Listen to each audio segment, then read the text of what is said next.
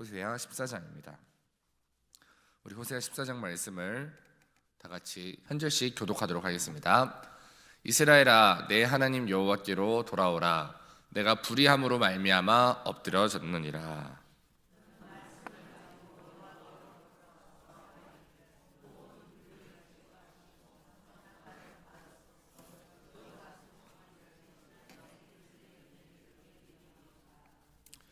우리가 앗수르의 구원을 의지하지 아니하며 말을 타지 아니하며 다시는 우리의 손으로 만든 것을 향하여 너희는 우리의 신이라 하지 아니하오리니 이는 고아가 주로 말미암아 긍휼을 얻음이니라 할지니라.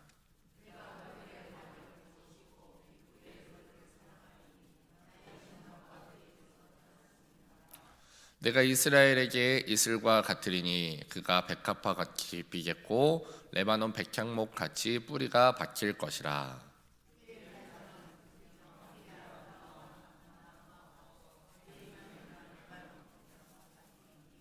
그 그늘 아래에 거주하는 자가 돌아올지라. 그들은 곡식같이 풍성할 것이며 포도나무같이 꽃이 필 것이며 그 향기는 레바논의 포도주같이 되리라.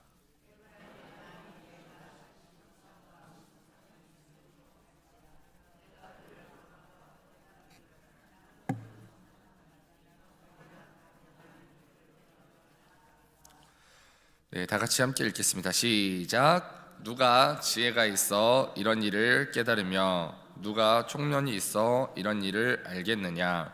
여호와의 도는 정직하니 의인이 그 길로 다니거니와 그러나 죄인은 그 길에 걸려 넘어지리라. 아멘. 네, 오늘 아침은 호세아 14장 오늘 같이 읽은 이 말씀을 가지고 함께 은혜를 받기 원합니다. 저는 이제 이 호세아 14장 말씀의 이제 주제를 돌아오라, 내가 너를 고치리라 라고 한번 정해봤습니다. 사랑하는 성도 여러분, 호세아서는요 참 마음이 아픈 책입니다. 이스라엘이요 하나님을 떠났고 그 결과가 얼마나 무너졌는지를 호세아서에서는 계속 이야기하고 있습니다. 그런데 오늘 우리가 읽은 마지막 장, 우리 이 14장에 오면은 하나님이 이렇게 말씀하십니다. 너희는 끝났다가 아니라 이제 돌아오라 라고 말씀하십니다. 사랑하는 성도 여러분, 호세아는요 심판으로 끝나지 않습니다. 내가 너희를 심판할 거고 내가 너희를 멸망시킬 거고 너희는 다시는 나와 친해질 수 없을 거고 너희는 이제 끝이야가 아니라 너희가 이렇게 수많은 죄악 가운데 너희가 나를 떠나고 수많은 우상을 섬기고 너희가 음란하였지만 이제 다시 돌아와라 하면서 회복의 문을 열어주는 책입니다. 여러분 혹시 자녀가 집을 나간 적이 한번 있으신가요? 손들지 마세요, 여러분. 네. 자녀가 집을 나가면 여러분 어떤 마음입니까? 자녀를 향한 화도 나죠. 아, 이놈 자식 돌아오기만 해라 하면서 막 혼내고자 하는 마음도 있을 수도 있지만 사실 그 마음이 주 마음인가요? 아닙니다. 이 자식이 제발 좀 뭔 일 없이 좀 건강하게만 좀 돌아왔으면 좋겠다라고 하는 마음이 가장 우리 마음속에는 간절하게 듭니다. 오늘 하나님의 마음도 동일합니다. 호세아 14장은요 하나님의 그 돌아오길 바라는 그 하나님의 마음이 가장 또렷하게 드러나는 장입니다. 그래서 오늘 본문인 호세아 14장은 이렇게 구조가 되어 있습니다. 처음에는 돌아오라, 그리고 4절부터 이렇게 이야기하십니다. 내가 너를 고치리라. 그리고 어떻게 되냐, 바로 열매를 맺을 거다라고 말하고 있습니다.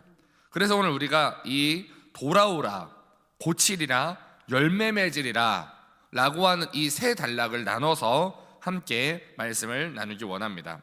오늘 14장은요 성경에서 이렇게 시작하고 있습니다. 이스라엘이 넘어졌는데 그 이유가 분명히 죄악 때문에 넘어졌지만, 그래서 하나님은 죄악 때문에 넘어진 그 이스라엘을 향해 가장 먼저 하시는 말씀이 뭔가요? 이스라엘아 돌아오라 라고 말씀하십니다. 여러분, 돌아오라는 말씀을 보면은 이게 회개가 뭔지가 보입니다. 회개는요 우리 마음에 감정이 울컥하고 눈물을 흘리는 게 회개가 아닙니다. 그건 그냥 자책입니다. 눈물은요 있어도 좋고 없다고 해서 그게 회개가 아닌 게 아닙니다. 어떤 분은 이런 이야기를 하시는 분들이 있는데 눈물이 없는 회개는 가짜라는 이야기를 하시는 분들도 있습니다. 근데요 여러분, 눈물이 중요한 게 아닙니다. 회개에서 중요한 거는 방향이 중요합니다. 하나님께서 여호와께 돌아오라라고 말씀하신 이유는요 딱 하나인데요, 돌아오지 않으면 너희가 당할 그 고통이 너무나도 크기 때문에, 너희가 결국엔 더 고단해지기 때문에 돌아오기를 원하신 겁니다. 여러분, 방향을 돌이키고 행동을 돌이키는 그 결과가 나오지 않는다면 그게 회개가 아닌 겁니다. 오늘 제가 욕을 10번을 했는데 내일 회개하고 10번을 똑같이 하면 그건 회개한 게 아닙니다. 근데 제가 우리 중고등부 아이들한테 자주 얘기하는데요, 우리가 오늘 10번 욕을 하고 내일 9번 욕하면, 예수님 때문에 9번 한 거라면 다른 사람들은 다 욕쟁이라고 하겠지만 그걸 하나님은 회개로 보신다고 말을 합니다. 우리는요 하나씩 하나씩 돌이켜지고 변화되는 것이 있어야 됩니다. 내가 남을 비판하고 남에 대해서 판단했던 거를 우리가 회개했다면 그 행동을 다시 하면 안 되는 게 바로 회개입니다. 하나님 잘못했습니다, 다시는 안 그러겠습니다, 그러고 또 하면 하나님을 놀리는 겁니다. 사실 그거는. 그래서 우리의 회개에는 첫 번째, 반드시 방향이 있어야 되는데요, 2절에서는 어떤 방향을 이야기를 하냐면요, 2절에서는 어떤 너가 회개하기 위해서, 방향을 돌이키기 위해서 무언가를 가져와라가 아니라 바로 말씀을 가지고 오라고 합니다. 우리가 하나님 말씀 앞에 서게 되면요, 내가 이런 사람이었구나 라고 하는 나를 발견하게 됩니다. 그리고 2절 후반에서 이렇게 이야기합니다. 입술의 열매를 주께 드리리이다 라고 말씀하십니다. 이게 무슨 말이냐면요, 여러분들의 입술을 가지고, 여러분들의 말을 가지고 돌아오는 게 첫 번째 시작입니다. 즉 회개는 우리의 입술의 고백에서 시작돼야 합니다. 우리가 하나님께 회개하는데 입술의 고백이 없이 회개한다고 말하면 그 회개는 사실 진짜가 아닌 경우가 많습니다. 우리 입술에 이런 고백이 먼저 있어야 됩니다. 하나님, 내가 이런 사람이었는데요, 주님 잘못했습니다. 하나님, 내 죄를 용서해 주세요. 하나님, 내 마음을 새롭게 해주세요 라고 하는 내 마음의 고백이 먼저 있은 후에 그 다음에 우리가 변화되는 것이 돼야 합니다. 그래서 우리의 입술의 열매를 하나님께 드리는 것이 중요합니다. 우리가 말하지 않으면, 하나님께 고백하지 않으면 그 다음으로 진행되기가 참 어렵습니다. 여러분, 병원 가잖아요. 병원 가면 의사 선생님이 여러분 눈빛을 보면 어디가 아픈지 바로 아나요? 그렇지 않아요. 눈만 보면 어떻게 합니까? 의사가 하나님도 아닌데. 말을 해야 알죠. 그래서 의사가 처음에 뭐라고 하나요? 어디가 안 좋으세요? 이렇게 물어봅니다. 그러면 의사 선생님이니까 알아서 좀 해주세요 라고 하면은 의사 선생님이 고쳐주시나요? 아닙니다. 어디가 안 좋은지를 우리는 말을 해야 됩니다. 우리가 말하지 않으면 치료가 시작되기 어렵던 것처럼 우리의 회개에서도 우리가 하나님 앞에서 고백하지 않으면, 하나님 제가 아픕니다, 하나님 제가 틀렸습니다 라고 우리가 하나님께 고백하기 시작했을 때 그때 바로 하나님의 치유가 시작됩니다. 그리고 3절에서는요 회개의 내용이 더욱더 구체적으로 나옵니다. 아수르가 우리를 구원하지 못한다. 우리가 말 타는 것을 의지하지 않겠습니다.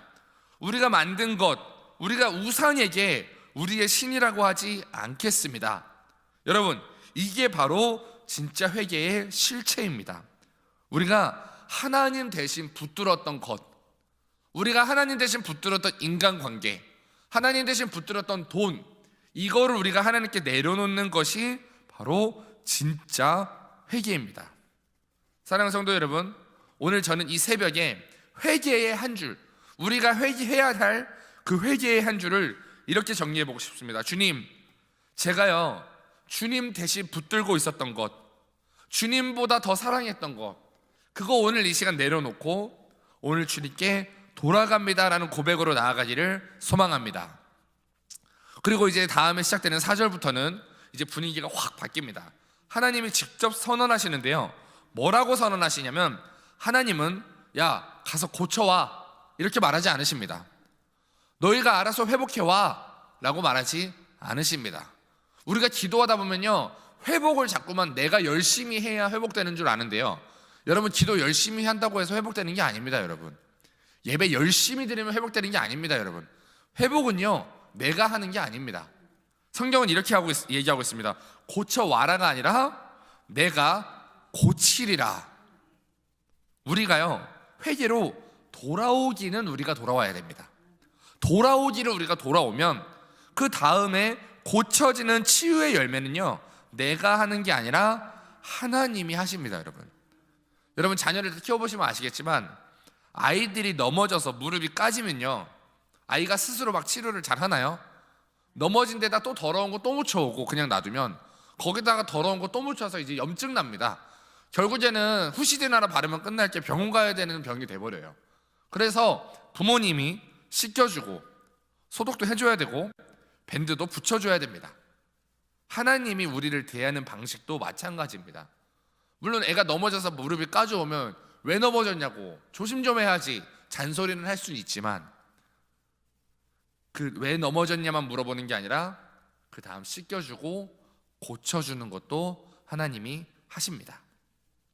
5절부터는요, 회복하시는 그 그림이 너무나도 풍성하게 나와 있습니다.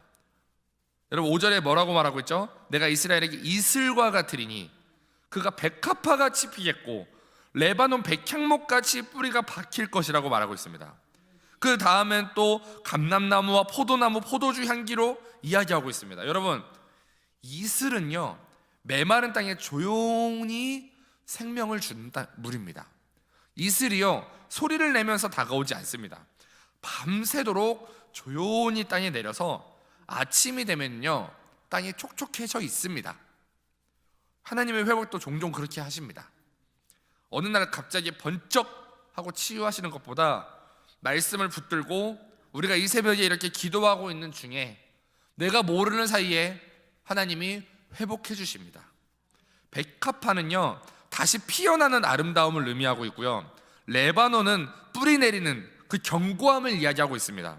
여러분 감람나무는요, 지속되는 생명력, 그 감람나무의 열매 얘기를 하고 있고요, 포도나무, 포도주 향기는요, 그 풍성함과 그 풍성함으로 인한 기쁨, 즐거움을 이야기하고 있습니다.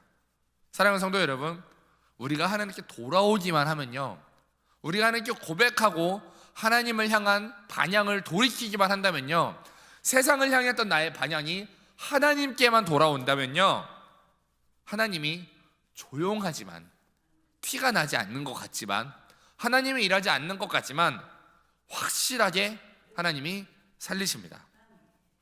여러분 지금 나의 삶이 메마르다고 느껴지시는 분이 계시나요? 호세아 14장은 오늘 이렇게 말씀하십니다. 하나님께 돌아오라. 그러면 하나님이 확실하게 너를 살리신다. 그리고 이제 8절에서는 아주 결정적으로 말씀하시죠. 하나님이 에브라임을 향해서 말씀하시는데 뭐라고 말씀하시냐면은 네가 우상과 무슨 상관이 있겠냐. 그리고 하나님은 자신을 이렇게 말씀하십니다. 내가는 푸른 잣나무 같고 너의 열매는 나로 말미암는다 라고 말씀하십니다. 여러분 여기서 회개의 마지막은요, 우상과 거리 두는 게 아닙니다. 우상과 잠시 멀리 하는 게 아닙니다. 우상과의 확실한 단절, 손절을 이야기하고 있습니다. 여기서 무슨 상관이 있냐라는 말은요, 이제 다시는 그 길로 가지 않는다는 뜻입니다. 여러분 우리가 끊겠다고 결단을 했으면 하나씩 확실하게 끊어내야 됩니다. 그리고 9절에서는요 이렇게 마무리합니다. 지혜 있는 자는 이 말씀을 깨달을 거라고 말하고요, 총명한 자는 이 길을 알 것이라고 말합니다. 왜냐면요, 여호와의 길은 정직하기 때문입니다. 의인은 그 길로 다니지만, 정직한 길로 다니지만, 정직하게 행하지만 반역자는 그 길에서 넘어진다고 말하고 있습니다. 여러분 사람들 살면 손해라고 말할 때가 많이 있습니다. 저도 사업하는 사람들을 만나보고 직장생활하는 사람들도 만나보고 사회생활을 저도 해보고 그러면서 느꼈던 게요, 내가 착하게 살면 진짜 바보가 되는구나 라는 걸 많이 느꼈습니다. 그런데요, 우리는요 바보가 되는 길을 선택하는 사람입니다. 손해보는 거 누가 모르나요? 압니다. 여러분 정직하게 살면 손해봅니다. 여러분 예수님 믿으면 잘 되는 것 같잖아요. 제가 우리 학생들한테도 우리 청년들한테도 항상 하는 얘기인데요, 예수님 믿는다고 잘 되는 거 아닙니다, 여러분. 예수님 믿으면 뭐 재정이 풍성해지고 뭔가 학교도 잘 들어가야 되고 뭔가 취업도 잘하게 될 것 같지만 아닙니다. 하나님을 위해서 나의 시간을 내어드리고 나의 마음을 내어드리느라고 내가 수련회에 참석하면요 확실하게 성적은 떨어집니다. 하나님이 그 성적 책임 안 져요, 여러분. 성적은 네가 열심히 해야 되는 거지 하나님이 성적 잘 나오게 하지 않습니다. 근데 확실한 거는 우리 크리스천은요 내가 성적 떨어질 줄 알지만 내가 하나님을 선택하는 거고요, 내가 남들이 잘 시간에, 남들이 놀 시간에 내가 그 사람들보다 더 열심히 더 최선을 다해서 공부하고 내가 더 최선을 다해 살다가 나에게 주어진 그 수련회의 시간을 풍성히 하나님 안에서 누리고 남들보다 더 열심히 공부해야 될 땐 더 열심히 공부해서 남들보다 좋은 성적을 나타내는 게 더 열심히 해야 됩니다.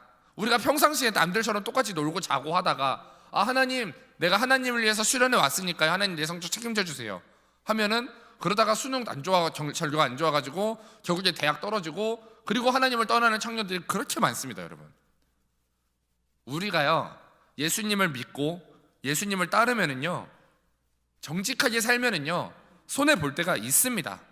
우리가 사회생활에서도 마찬가지잖아요.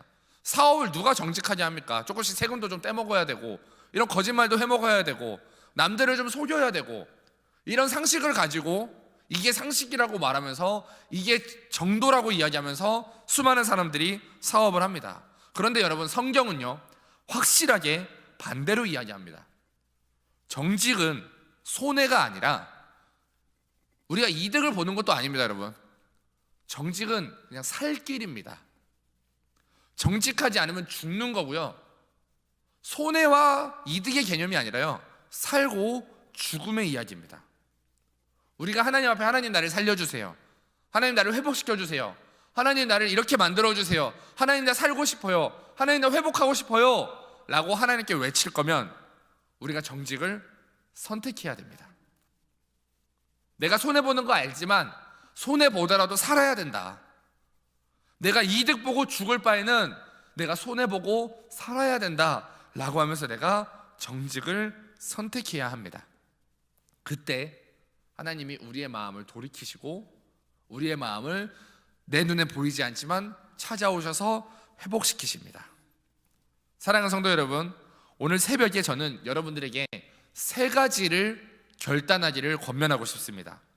첫 번째, 오늘 우리는 하나님께 말을 가지고 돌아갑시다. 나의 입술의 고백을 가지고 돌아갑시다. 하나님, 나 이런 사람이었습니다. 하나님, 나 이것 때문에 너무 힘들고요. 하나님, 나 이것 때문에 무너졌습니다.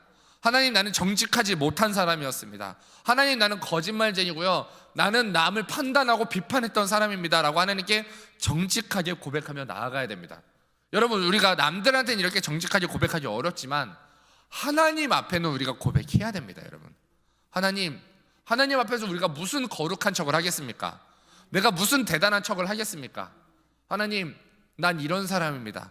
난 오늘도 무너진 사람이었고요. 하나님, 나는 이것 때문에 내가 이렇게 죄에 빠져서 내가 헤어나오지 못하고 나는 이런 죄악의 문제를 지금도 끊어내지 못하는 너무나도 연약한, 악하고 연약한 존재입니다. 하나님, 나 좀 살려주세요 라고 하는 우리의 입술의 열매를 들고 하나님께 나아가야 합니다. 그리고요, 아까 말씀드린 것처럼 회개는 우리의 입술의 고백에서 끝나면 안 됩니다. 우리가 그 다음에 나아가야 되는 방향이 있는데요, 우리가 반드시 무언가 하나를 결단하고 하나님께 나아가야 됩니다. 우리에게 주어진 내가 하나님보다 사랑했던 무언가, 작은 것이라도, 지극히 작은 거 하나라도 내가 하나님께 반향을 주는 선택을 오늘 해야 합니다. 우상 하나를 반드시 끊어내는 훈련을 우리는 해야 합니다. 오늘 당장 내가 결단한다고 끊어지지 않을 겁니다. 여러분, 오늘 당장 끊어진다면 우리 인간은 기도하지 않아도 됩니다. 오늘 또 끊어지지 않겠지만 내일 와서 또 기도하고 또 하나님, 나 이거 끊어내야 됩니다. 하나님, 내가 끊어내겠습니다 라고 또 결단하고 또 끊어내기 위해서 노력하고 애쓰고. 여러분, 사도 바울도요, 내 마음에 두 가지 법이 있다 그랬어요. 하나님을 사랑하는 법과 하나님을 미워하는 법이 있대요. 육신의 법이 있고 영의 법이 있습니다, 여러분. 여러분, 영의 법은요, 뭔가 영적이고 신령하고 이런 걸 말하는 게 아닙니다, 여러분. 영안이 열리고 뭐 이딴 거 중요한 거 아닙니다, 여러분. 우리한테 중요한 거는요, 영안이 열리는 게 아니라 내 영혼이 원하는 사는 선택, 내 영혼이 천국 가는 선택. 내가 오늘 거짓말하면 내 영혼이 지옥을 경험하게 되고, 내가 오늘 남을 미워하면 남을 미워하는 그 마음 때문에 내 영혼이 괴로워지는데, 내 영혼이 사는 선택, 그게 바로 영적인 선택입니다. 그런데 사도 바울도요, 결국엔 이렇게 말합니다. 오호라, 내가 곤고한 자로다. 야, 누가 이 사마니의 몸에서 나를 건져내랴. 여러분, 이 길이 쉽지 않은 거 성경은 알고 있습니다, 여러분. 그렇다고 해서 우리는 포기하면 안 됩니다.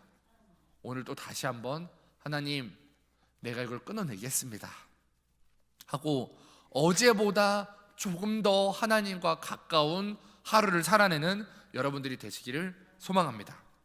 마지막으로요, 우리는 은혜를 기다릴 때 이슬 같은 은혜를 기다려야 됩니다. 여러분, 회복은 조용히 옵니다. 오늘 이 새벽에 하나님이 나를 살리시는 그 조용하지만 확실한 과정, 그 과정을 경험하시기를 소망합니다. 제가 이번 청년부 수련회 때 우리 청년들한테 그렇게 이야기를 했습니다. 여러분, 인생에 실패하신 분이 계시나요? 뭐 청년의 나이에 무슨 실패가 그렇게 많냐라고 쳐다보시면 안 됩니다, 여러분. 다음 세대가요, 여러분, 여러분의 세대보다 고생은 확실히 덜합니다. 확실하게 고생은 덜해요. 여러분들보다 더 고생하는 세대는 아닙니다. 그런데요, 제가 감히 말씀드리기는 여러분들의 세대보다 고민이 더 많은 세대입니다. 고생은 덜하는 거 맞습니다. 근데요, 고민은 여러분들의 세대보다 더합니다. 그렇기 때문에 이제 다음 세대가 수많은 고민 속에서 내가 어떻게 살아야 될지 몰라 하고 있습니다. 모르는 게 사실 당연한 겁니다. 그런 세대를 살아가는 이 청년들, 이 청소년들, 이 다음 세대 우리 아이들, 이 아이들을 바라보면요, 정말로 너무 많은 실패 가운데 절망하고 낙담하고, 교회를 떠나 있는 청년들을 만나보면요, 하나같이 그들의 마음 가운데 실패가 담겨 있는데요, 문제가 뭐냐면 세상에서도 실패한 이 청년들이 대학에서도 떨어지고 취업에서도 실패하고 결혼에서도 실패한 이 청년들이 교회에서 자꾸만 여러분 이렇게 하면 이렇게 됩니다, 기도하면 반드시 됩니다, 여러분 뭐 하면 반드시 됩니다 라고 교회에서 가르쳐왔던 그 가르침에 나는 기도하는데 왜 안 되지? 나는 기도하는데 왜 취업이 안 되지? 나는 기도하는데 왜 결혼이 안 되지? 아, 하나님은 살아계신 게 아닌가 보다, 이렇게 결론을 짓고 교회를 떠납니다. 여러분, 우리가 잘못 가르쳐서 다음 세대가 수없이 많이 교회를 떠납니다. 이 세대 아이들에게 제가 그랬습니다. 여러분, 실패했나요? 인생이 어려운가요? 죄송하지만 앞으로는 더 어려울 겁니다. 예수님 믿으면 더 어려울 겁니다, 여러분. 그런데 하나님이 일하시는 타이밍은요, 내가 정말 어려울 때, 내가 정말 힘들 때, 하나님이 원하는 건 우리가 돈이 많아지는 걸 원하는 게 아니라, 하나님이 원하는 건 우리가 취업이 잘 돼서 좋은 직장 다니는 게 아니라, 하나님이 원하는 건 여러분들이 좋은 대학 가서 거기서 영향력 있는 사람이 되는 게 아니라, 하나님은 여러분들이 돈 때문에 하나님을 떠나게 된다면 돈을 멀리하게 하십니다. 그래서 우리가 돈이 없는 거예요. 하나님은요, 여러분들이 좋은 대학 가서 교만해지게 될 것 같으면, 그래서 하나님을 떠날 것 같으면 좋은 대학 못 가게 만드십니다. 여러분, 왜요? 하나님은 여러분들과의 관계가 그렇게 중요해요. 근데요, 우리가 실패했다고 느꼈을 때 하나님 앞에 서게 되면 내 눈에 보이지 않지만 하나님은 내가 그 실패로 인해 하나님께 돌아오게 된다면 그 실패가 성공이 되게 만드는 게 아니라 실패가 간증이 되게 만듭니다 라고 말했습니다.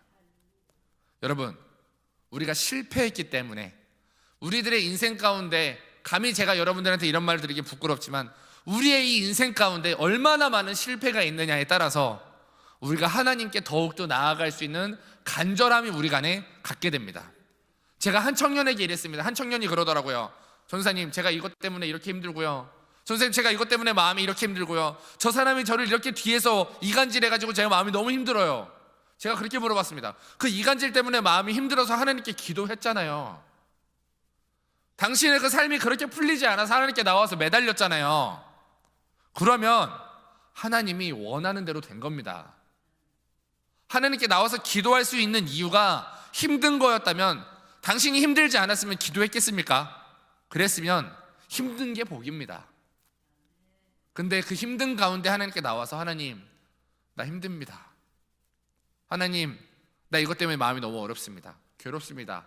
라고 고백할 때, 그 고백을 통해 하나님은 나의 마음을 하나하나 하나님께 나아갈 때, 하나님과 가까워지고 싶어 할 때 하나님이 가까이 오셔서 우리의 마음을 치유하십니다. 그리고 회복시키십니다. 오늘 그 회복의 이야기가, 회복의 결정적인 이야기가 바로 호세아 14장입니다.